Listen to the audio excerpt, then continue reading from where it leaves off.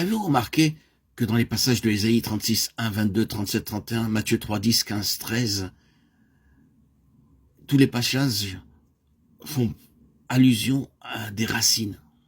Les racines sont des choses très importantes et dans nombre de cas, elles exercent une influence déterminante.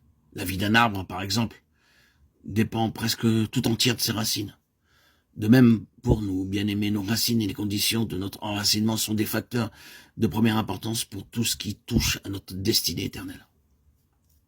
Avant de voir les choses de plus près, arrêtons-nous d'abord à quelques considérations générales. Vous remarquerez que dans ces passages, on pourrait en ajouter d'autres sur ce même sujet. Les uns se rapportent à un enracinement normal et sain capable de résister avec succès aux influences adverses. Les autres se rapportent à un enracinement insuffisant et sans durée. Disons, pour commencer, quelques mots de cette seconde catégorie.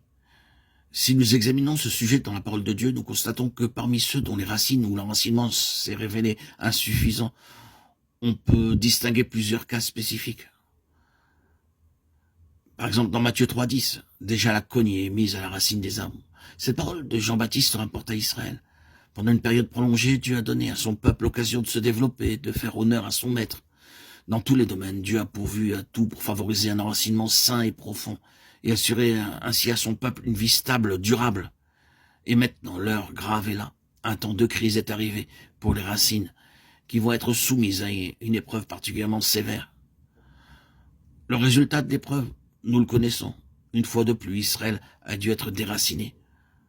Peu d'années après que cette parole du Baptiste fut prononcée, le peuple fut arraché de son sol par les légions romaines, emportées par le grand ouragan du jugement de Dieu, dispersé çà et là à la surface de la terre. Depuis lors, il n'a jamais été replanté. La cognée a été mise à la racine de l'arbre. Et nous pouvons citer deux autres cas dans cette même catégorie. Dans Matthieu 13, il s'agit du semeur, dont une partie de la semence tombe dans des endroits pierreux. Elle lève aussitôt, mais quand le soleil paraît, elle sèche et meurt, faute de racines. Jésus nous donne à entendre que c'est là une image de ceux qui entendent la parole de Dieu superficiellement. Ils l'écoutent et jusqu'à un certain point la reçoivent.